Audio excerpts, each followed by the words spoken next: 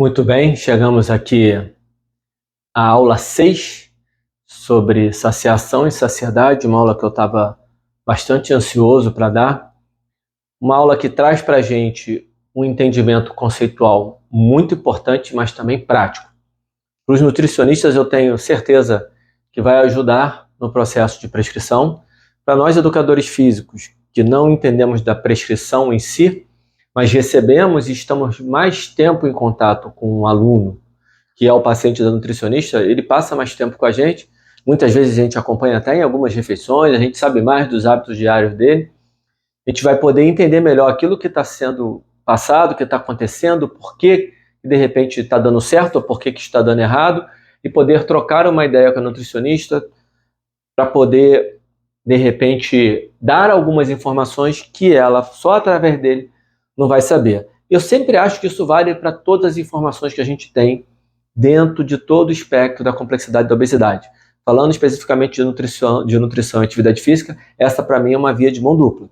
Tanto dos nutricionistas conversando com a gente, quanto de nós, educadores físicos, conversando com os nutricionistas. Muito bem, a gente vai falar de saciação e saciedade. Essa é uma aula meio que introdutória. Depois dela, eu vou dar uma aula, nós vamos aqui 6.1, 6.2, 6.3, porque eu vou precisar separar um pouquinho essas coisas aqui, mas na segunda aula eu vou explicar um pouquinho mais didaticamente a questão de saciação e saciedade, mas efetivamente o que a gente está falando é, vou colocar dessa maneira, a ausência de fome, ou seja, a pessoa comeu, ela está saciada, ela perdeu a fome, ela se sente cheia, em alguns casos até enjoada, e quanto tempo ela vai passar de novo sem comer, quando ela interrompe a comida e quanto tempo ela vai passar sem comer. Isso tem uma influência direta sobre o consumo calórico total, e o consumo calórico total é um dos mediadores, sim, da obesidade. Embora a gente possa fazer algumas discussões do ponto de vista da direção causal, como a gente faz lá nos modelos teóricos da obesidade, está aqui no módulo 3, ainda que a gente tenha essa discussão causal, a gente sabe que tem uma relação com o aumento da ingesta com superávit energético, e isso aqui então é um fator crucial para a gente entender. Quem que influencia, quais são os fatores que influenciam a saciedade? Botei uma lista daquilo que eu venho observando na literatura, parte de uma interpretação minha, a divisão é uma alanceada para poder trazer esses elementos que conversam entre si, isso é muito importante, que mostra que só aqui dentro da saciedade, do mediador, ingesta calórica, ingestão calórica, a gente já consegue ter uma grande complexidade. Muito bem, vamos um a um aqui, rapidamente, de maneira resumida. Depois eu vou fazer uma aula que pode ser uma aula curta para cada um deles que eu julgar necessário. De repente eu junto um outro, por exemplo, provavelmente eu vou juntar taxa de consumo com exposição orossensorial. Muito bem. Micro e macronutrientes. Aqui eu posso ir muito rápido.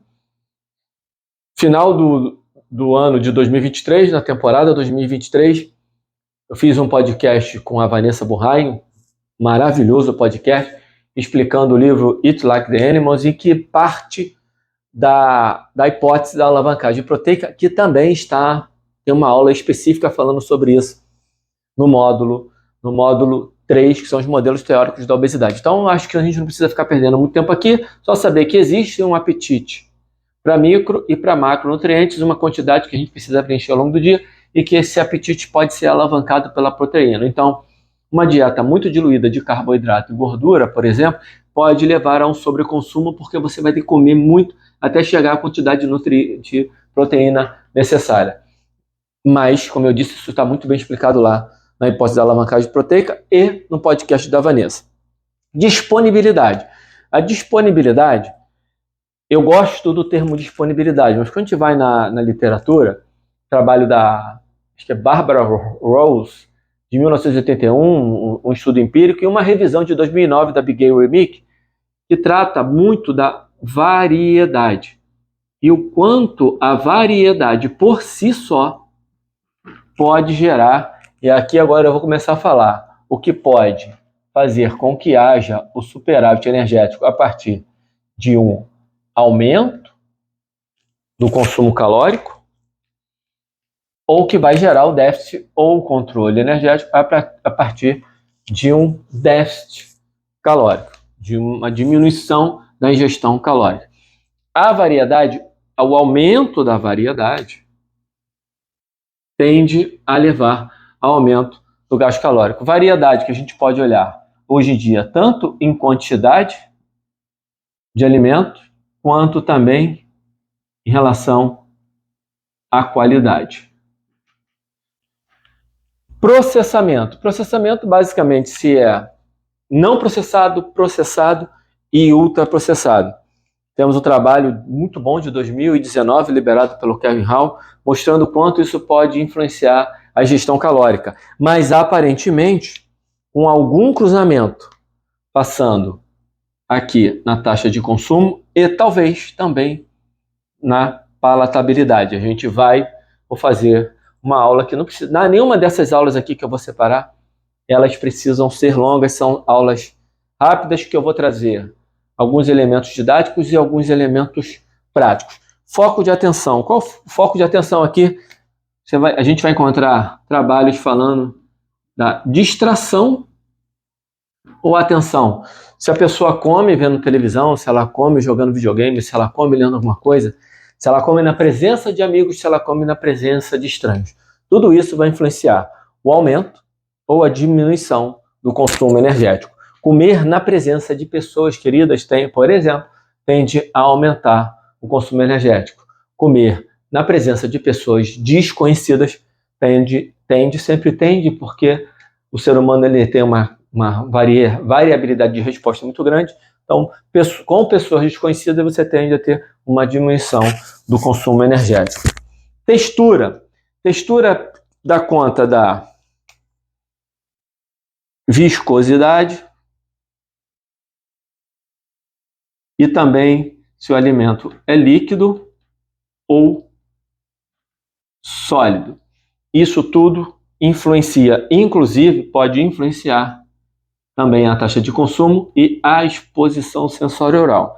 A taxa de consumo é a velocidade com que o alimento passa na boca.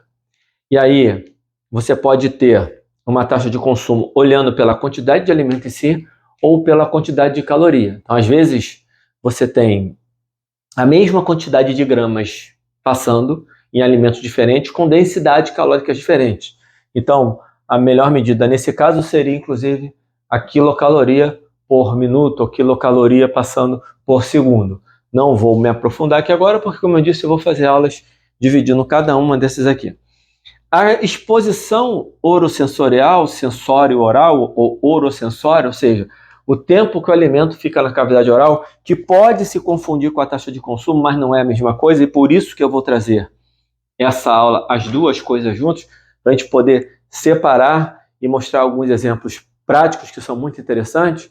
A exposição orosensorial, ou seja, o quanto aquele alimento fica exposto à cavidade oral, levando a uma percepção, né, ao recebimento da informação que uma energia está entrando, para dar tempo de um processamento para que o corpo possa entender que ele está sendo alimentado, que ele está recebendo energia, e isso influencia a saciedade, influencia inclusive muito a saciação. A gente vai ver o que é a saciação por você se sentir cheio ou até por você se sentir enjoado. Já viu quando você começa a comer, de repente você começa a ficar enjoado e você interrompe a refeição? Então passa muito pela exposição orosensorial.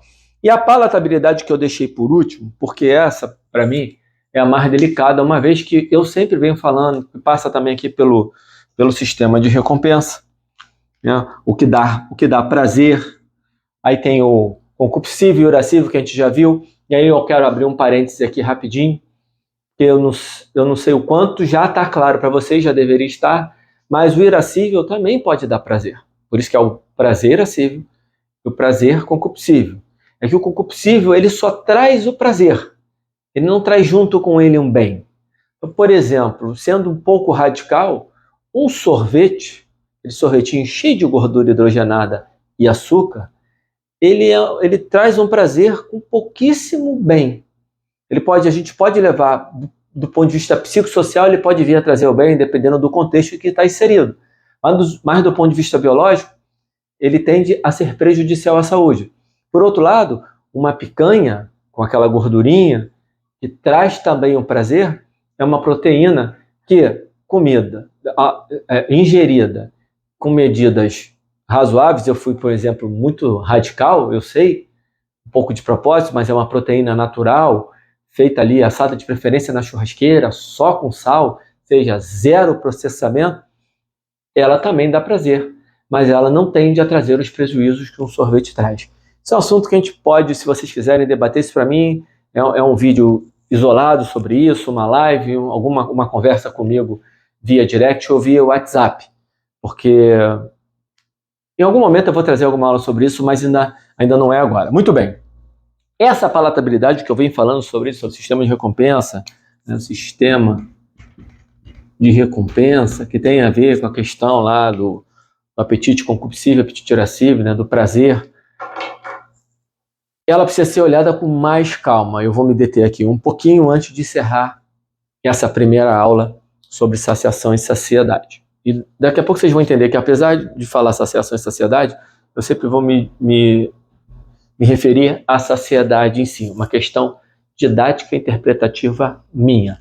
Na aula 6.2 vocês vão entender. Voltando aqui para a questão da palatabilidade, dei uma porradinha aqui, deve ter feito um barulho chato aí para vocês. Deixa eu ajeitar aqui voltando para a questão da palatabilidade. Eu sempre venho repetindo da importância, o quanto isso pode interferir em seu sistema de recompensa, o quanto o exercício físico precisa ser investigado mais, já tem alguma coisinha, mas precisa ser mais investigado, o quanto ele pode interferir no sistema de recompensa, para que a pessoa não procure essa recompensa na comida, mas olhar só para isso. Tem um termo que chama ceteris paribus, ou seja, mantendo tudo normal, ou seja, a pessoa não tem um problema de compulsão, a pessoa não tem um problema de anorexia, ela não tem um problema emocional, porque todas essas coisas vão interferir em tudo isso aqui, e aí a palatabilidade ela pode ter uma influência maior a partir desses distúrbios, a partir de problemas relacionados à saúde mental.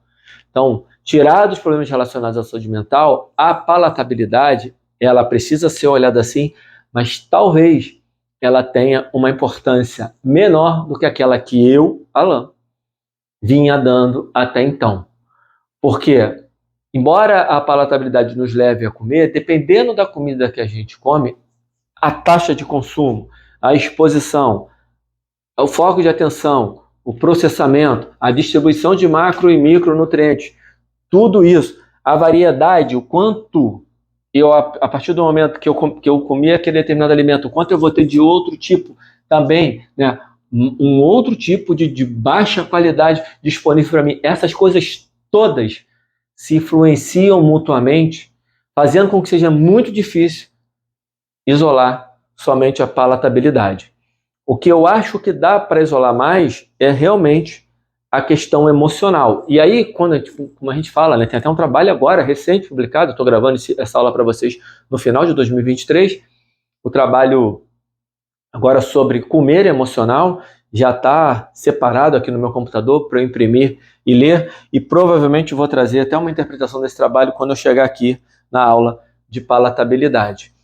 Porque a gente tem que tomar muito cuidado para não confundir o que é uma procura de uma recompensa, que aí a palatabilidade vai ajudar, mas, de novo, ela vai ajudar e ela tende os alimentos que são mais saborosos, que a pessoa procura mais, tende a ter todos esses fatores aqui ruins, que levam ao aumento da caloria. Se ainda no comer emocional eu vier para uma coisa de alta qualidade, mesmo talvez comendo muito, eu não sei o quanto vai alterar aqui, provavelmente um pouco menos, mas eu já estou falando demais porque isso é muito delicado.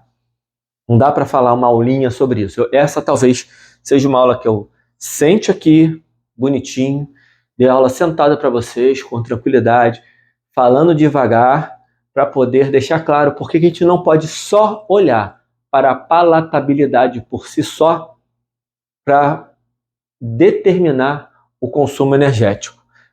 Para fechar, só para vocês terem ideia, quando a gente fala de ultraprocessado, no trabalho de 2019 do Kevin Hall, ele comparou processado com não processado, e quando eu for falar quando eu entrar nessa aula eu detalho mais isso, ele viu que o prazer que as pessoas sentiam era igual, né? O prazer subjetivo, o quanto eu estou gostando, eu vou relatar o quanto eu estou gostando, era igual nos dois tipos de alimento, tanto no ultraprocessado como no não processado. E o que fez a diferença, que levou as pessoas que, no momento que elas comiam o ultraprocessado, que fez com que elas comessem mais, está lá no gráfico da figura 1 ou 2, não vou lembrar exatamente agora a figura, mas é o último gráfico de uma das figuras. Quando a gente for entrar no artigo, eu vou, porque também decorar isso tudo é complicado, né? Mas o que ele fala aqui é a taxa de consumo que parece ter levado ao aumento do consumo calórico quando comparado ultraprocessados versus não processados. E tem também, não está nessa comparação, os alimentos processados. Então nós temos processados, ultraprocessados e não processados. Tem uma questão relacionada à matriz alimentar. E, não, eu escrevi em inglês, tá? Tá matrix ali, matriz seria com Z. Não vou consertar agora porque não precisa. Tudo isso que a gente vai ver quando eu vier em cada um dos pontos. Na próxima aula, eu vou tratar didaticamente de saciação e saciedade. Um beijo e vejo vocês na aula 6.2.